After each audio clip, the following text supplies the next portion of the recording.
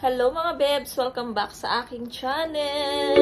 Song on Spruce Street made me smile like Gucci sweet. I bet I could get her number sometime. She was just standing there as I walked away. I should have said hi. I thought to myself, oh, way better than the one before. Got a vibe from just looking at her eyes, and I can't stop.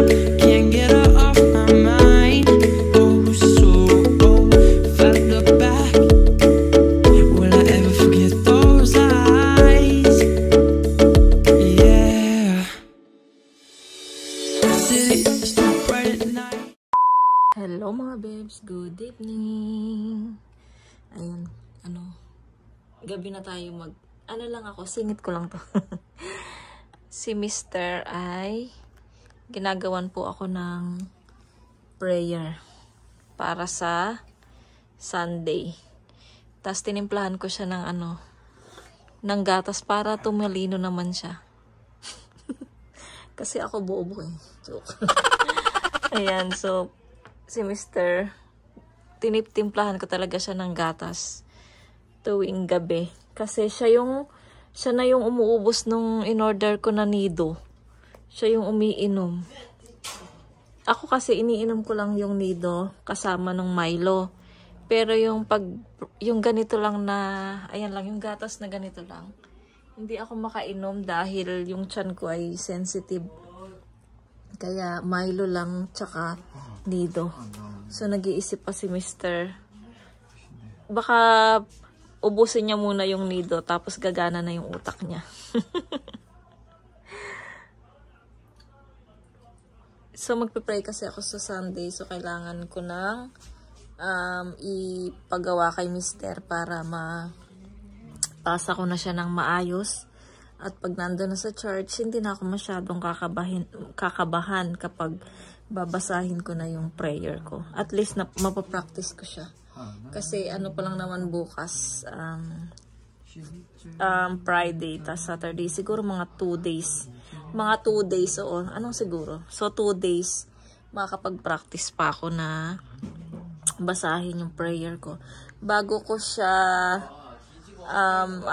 pag natapos siya mga bebs, ang ginagawa ko, tinatranslate ko siya sa Google para malaman ko kung ano nga yung binabasa ko. Para alam ko yung prayer ko, diba? Para maramdaman ko din yung prayer habang binabasa ko siya.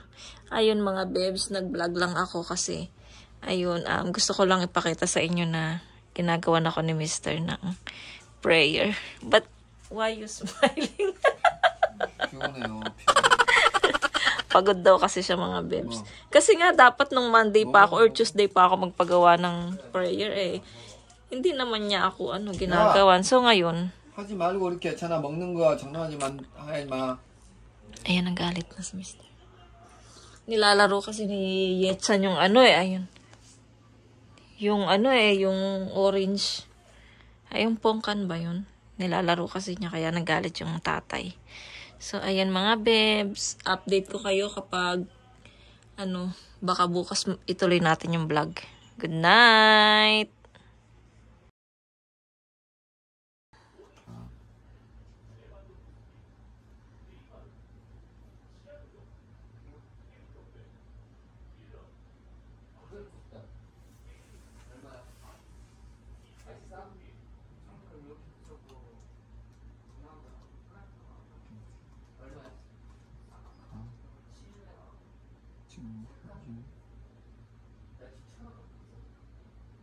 The next day.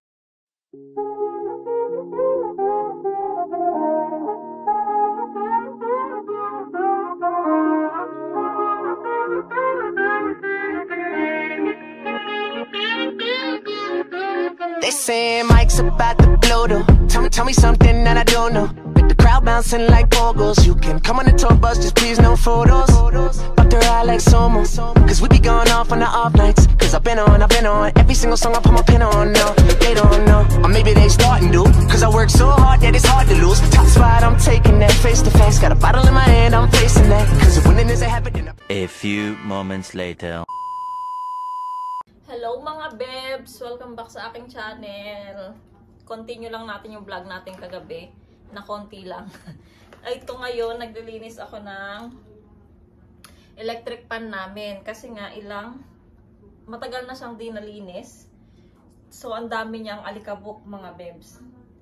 Nahugas ko na pala tong mga, ito, ang tawag dito, yan. Nahugas ko na, so pinapatuyo ko na lang. Ang problema ko yung sa loob niya, gusto kong tanggalin. So, natanggal ko na yung tornillos dito. So, kailangan kong tanggalin. Kaya lang ayaw matanggal. Kasi nga, doon sa loob, merong mga, tawag nito, alikabok. So, yun yung cause nung, di ba, sunog, ganyan. Siyempre, yung alikabok na para din siyang, tawag nun, yung pwede din siyang masunog, di ba? So, pag nagiinit yung electric pan, sigurado masusunog siya. Kaya, kailangan ko sanang linisan yung loob. Natanggal ko na yung mga, dito mga bebs, o yung tornilyo. So, ayaw niyang matanggal dito. Hindi ko alam kung paano siya tanggalin. So, baka pag nasira to, diretso sa basura. Sayang naman. Ano na rin siya yung magalaw na rin siya, mga bebs. Pero pinagtsatsagaan na lang namin kasi tapos na rin naman yung summer at saka nag-electric pan pa kami, mga bebs, kapag natutulog kasi nga medyo mainit pa rin kahit October, kalahati na ng October, mainit pa rin siya. Nag-iiba na talaga yung ating weather dito. Dati, ganitong October, sobrang lamig na. Tapos, hindi na ako nagbubukas ng pinto dito dahil malamig na. So, ngayon, nakabukas pa rin doon sa labas at saka yung dito, mainit pa rin. So, ayun, gusto kong tanggalin to. Excuse me, hindi ko siya matanggal. Paano kaya to? Tapos, sa loob niya, mga bebs, merong naputol na, kaya pala siya, matagal na to ha. Kaya pala siya gumagalaw, mga babe. So, naputol yung sa loob niya. So, ayusin ko muna to. Tignan natin kung anong magagawa ko kung matanggal ko siya or hindi. So, lilinisan ko na lang siya sa loob ng, gagamit na lang ako ng cotton buds, mga babes. Ayan. Wala, mga babes. Ayaw matanggal. Ayaw talaga niyang matanggal. So, nilinis ko na lang siya ng cotton buds. Ang gagawin ko, ibabalik ko na yung tornilyo. Kasi baka masira, sayang. Wala kaming gagamitin mamaya hanggat. Ay, ba't nagkupit siya? Hanggat mag-electric pan pa kami. Kasi mainit pa eh. Ibalik ko na lang, mga besh. Baka masira. Be together, baby. But I gotta leave soon. Everybody's listening now. But we got nothing to lose. When I met you in the summer.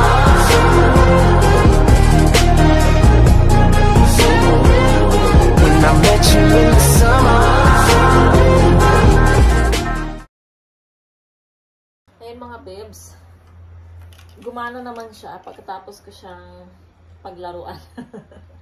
Okay na, tsaka maganda na yung labas ng hangin kasi malinis na, natanggal ko na yung mga alikabok. Ayan, masaya na ako. Yun sa mga bata, yung electric pan nila, hindi ko mabuksan yung sa kanila. Nahirapan ako, mahirap siyang buksan, hindi gaya nito, madali lang siya. So, pinapaandar ko lang siya para matuyo yung konting tubig niya. Ayan. Tapos, mag-vacuum ako, mga babes, hindi pa ako naglilinis ng bahay. Anong oras na ba? Mag-aalauna na. So, kumain na kami. So, inuna ko muna yung namin, yung pagkain bago ako maglilinis ng bahay. Tapos, tomorrow pala, mga babes, ay Saturday tomorrow, no? Oo, bukas, magpapagawa na kami ng salamin. So, panibagong vlog yon. So, magpapagawa kami ng salamin, kaming tatlo ng mga bata. Kasi nga, yung promise ni Mr. sa akin, yung regalo niya sa akin nung nakaraang birthday ko ay paggawa na lang niya ako ng salamin. Tapos, siguro sabi ko sa birthday, sa Christmas, regaluan niya ako yung gusto ko na speaker. And then, ano pa ba? Ayan, tomorrow, yun nga, magpapagawa na kami ng salamin. Salamat, Lord. Sana maging okay na yung mata ko. Sana pag bago na ako ng salamin, makakalabas na kami. kahit wala si Mr., di ba, makakaalis na ako, yung hindi na ako yung kasi nga lumalabas talaga ako ng bahay kapag Sunday lang or pagkasama ko si Mr. Pero yung dati na gumagala ako kasama ng mga kaibigan ko, hindi ko na magawa mga bebs. Ayan, dahil dito sa mata ko medyo blurred, tapos nahihilo, so kailangan ko talaga ng salamin mga bebs. So sana tomorrow ay okay yung salamin na ipapagawa ko para ayan makalabas kami, lalo na nandito si Yechan para hindi siya maboring. So makakagala kaming dalawa, diba? So ayun, maglilinis muna ako ng bahay para wala na akong gagawin mga bebs. They just trying to party, live too fast to take it slow. Got summer flings and these summer things, but we just making memories. Just promise you'll remember me in that time I met you in the summer, and I came to your town. We fell in love, then we burned it to the ground. And we could be together, baby, but I gotta leave soon. Everybody's listening now, but we got nothing to lose.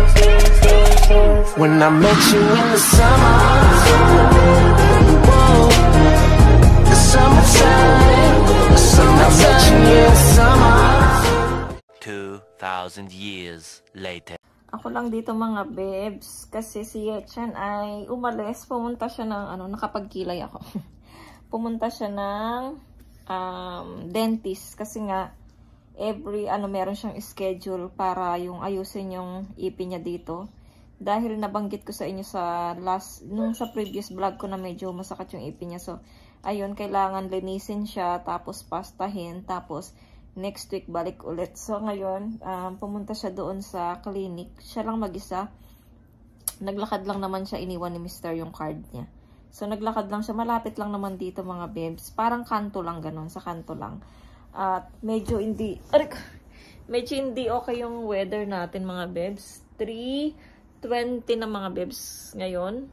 So naglakad lang siya. Tapos ako naman ay nagluto na rin ako, nagsasaing na rin ako, tapos para sa aming dinner, nag-request si Mr. Kasi nga, diba bumili kami ng pork, nakita nyo doon sa namin, sa grocery haul ko, nakita nyo yun. So, ang gusto ni Mr. yung, para siyang nilaga siya na, nilagyan siya ng mga soy, ba yun, yung mga denjang dito, yung bang tawag doon sa lagay ko na lang dyan mga bebs kung anong tawag sa denjang. So ayun, ipakita ko sa inyo. Mga bebs, binabad ko na siya yung ating pork dito sa onion leaves, sa onion, tapos sa bawang, tapos may paminta, tapos nilagyan ko yan ng denjang nga, yung denjang, tapos paminta. Ayun mga bebs, tapos iluluto natin siya sa pressure cooker. So binabad ko muna siya dyan. Pagdating pa lang ni Mr. doon ko siya i-start ilutuin para Tapos para lumambot siya mga bebs. Yung alam nyo yung para siyang samgipsal na hindi siya perinito, nilaga siya. Ganon yung style nitong lulutuin natin sa pork. Ayun. Tapos, ang pangit po ng weather. Kita nyo naman, umuulan diba? Pero, hindi siya gaanong malamig. Kaya okay lang dito na magtambay. Tapos ito pala yung bag ni Coco.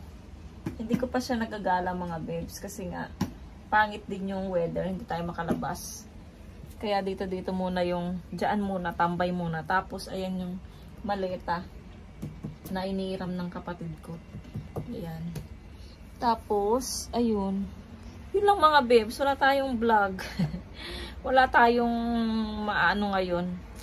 Si Coco. Ilawa, come here. Shh. Come. Kahapon pala niliguan ko si Coco. Wala pang 1 buwan niliguan ko na siya. Kasi nga, sabi ni Mr. paliguan ko daw siya. Kaya ayun. So, sagana si Coco dito sa ligo. Kaya mabango siya palagi. Ayoko kasi yung yung may alaga kang hayop. Tapos, mabaho. So, nadadamay yung bahay. Ganun. So, ayoko yung mabaho yung bahay. Ayan, puntahan niya daw yung bag niya. Gusto niya daw pumunta.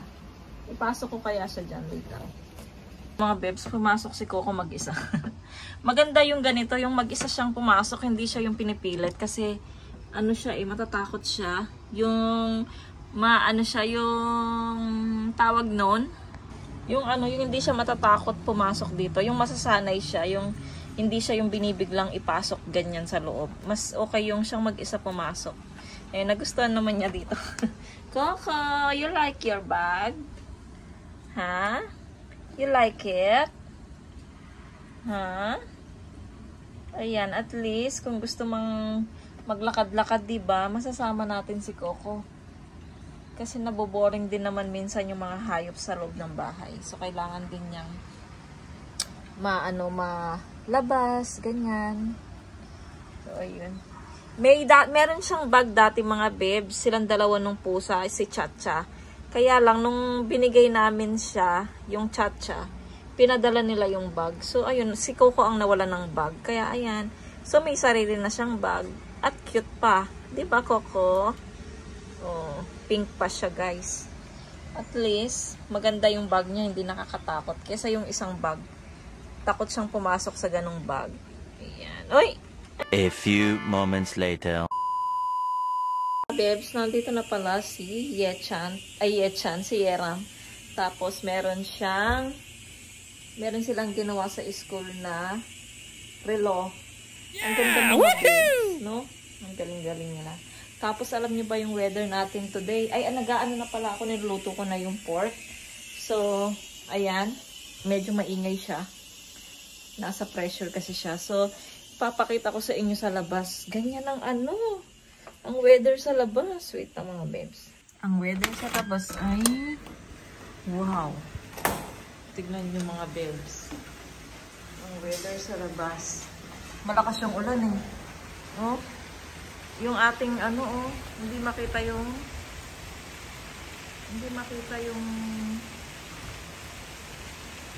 mountain, bundok. Nalimutan ko yung Tagalog, naging English tuloy. Malakas yung ulan mga beds, di ba? Ay nako. Ayan. Tapos ang lakas ng mga hangin sa taas. Pero maganda pa rin yung view niya, di ba? Ayan. Ayan sa labas mga beds. Sa baba.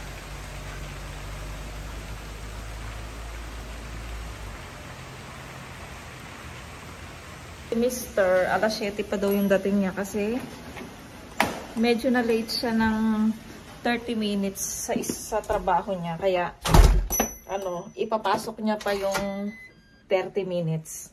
Sayang din yung oras mga bebs. Kaya, sabi ko, sige. Tas kasi ngayong Friday mga bebs, meron silang simba. So, ang gawin daw, pakainin ko na si Yechan para pagdating ni Mr. Goran na sila kasi nga ang oras ng Mayla ay Yechan, yung si Reggie, otuke. Il-check iro na, arasa? Hindi natapon yung yung basura mga bebs kasi malakas yung ulan. Pero may tapunan ng basura ngayon kasi Friday, ayan Yung itatapon na basura, ngayon, yung mga box, mga plastic, ayan. Every Friday yan mga bebs, yung tapunan. Tapos tignan nyo dito, sobrang lakas talaga ng ulan, Diba? And then, si Coco ay, natutulog siya sa kwarto. Ayan si Coco. Sarili niya yung kwarto. Kasi yung mga kuya niya, nandoon sa kwarto namin. Siya, dito siya, para hindi daw siya maistorbo. Tapos, tingnan natin tong ating, okay na siya. Inano ko na siya yung, tingnan natin kung malambot siya. Pugong. Tingnan natin kung malambot na yung ating pork. If malambot na siya, kuha tayo ng kutsilyo. Tusukin natin siya. If malambot na. Oh my. Medyo matigas pa siya, guys. Pero dito malambot na. Diba? Mukhang masarap siya, guys. Ayan. Tapos nito mga bebs, sinahati ko yan. Hahatiin yan. Ewan ko kung okay na ba to. Pero malambot naman na. Ayun. O, diba? So, okay na yan mga bebs. So, hatiin natin siya. Oh.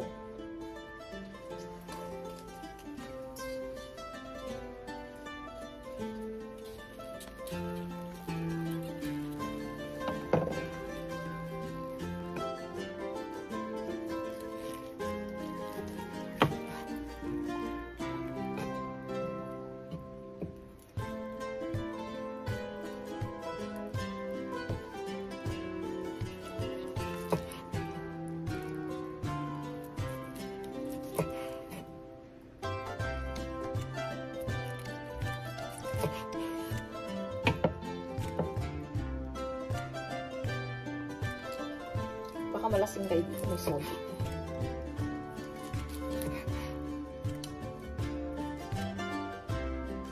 Sila mama, pwedeng gawin to. Kasi, padalhan ko sila ng denjang. Pwede nilang ganitohin to. Kung ayaw nila ng samgyeopsal, pwedeng ganito. Mga bebso. Sarap. Baka kakain na kami ng mga bata. Itong natitira, later na yung hatidin. Kasi, darating pa si Miss. Para may ano siya mamaya. Diyan lang muna yan. So, ito muna yung sa amin ng mga bata, mga bebs. Baka kakain na kami. Gutom na rin ako eh. Ano kaya? Masarap dito din anong toyo. Toyo at saka kalamansi, no? Pero yung mga bata, yung inaano nila is samjang. Samjang yung sausawan nila, mga besh. Ayan! Yum, yum! Yung kay Mr. mamaya na lang. So, ayan na mga bebs yung ating pork na para siyang nilaga. Baka ilagay ko dito yung ano yung ingredients niya para kung gusto nyo magluto dyan sa Pinas. At saka sila mama kung gusto nila para makita nila yung ingredients at magawa nila to mga bebs. Ayan. So, kakain muna kami. Mag-alas 6 na mga bebs. So, pakainin ko na si Yechan kasi nga magcha-charge sila later ni Mr. Ayan.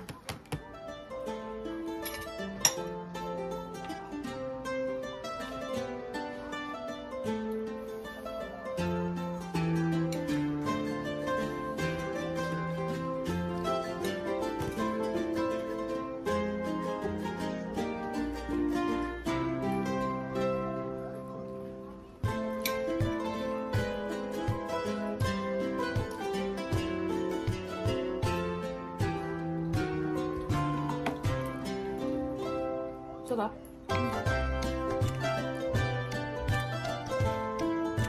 Hindi ko makain ng taba.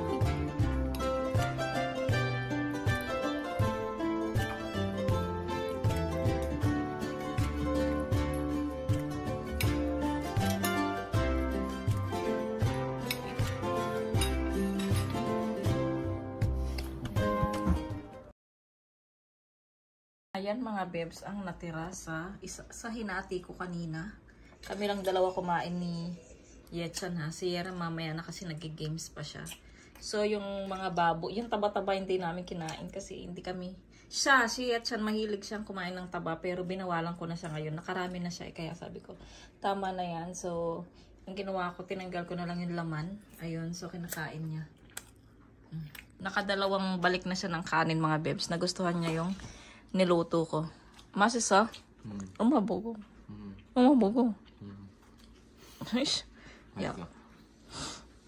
So, meron pa nung mga kalahati doon. So, share na lang sila ni Yeram, tsaka nung papa niya. So, share na lang sila. So, ito, baka mailagay ko to sa air fry para maano siya, yung maluto siya mga bebs. Baka tomorrow, ilagay ko to sa air fry mga bebs. Sayang eh. Masarap to para siyang chicharon. So, ayun mga bebs. Tingnan natin kung medyo check ko muna sa aking gallery kung marami na tong video. Kung marami na, i-end ko na tong video. Wait lang mga bebs. So, ayun, marami na palang vlog, ay video mga bebs. Si mama pala tumawag kanina. So, nag-share siya nung nakaraan yung video niya. Kung napanood niya na rin, yung nag-shopping daw sila, nag-grocery sila nung aking pamangkin. So, isa lang yung sinend niya, kaya isa lang yung nailagay ko. Marami daw video doon, pero hindi na send nung pamangkin ko.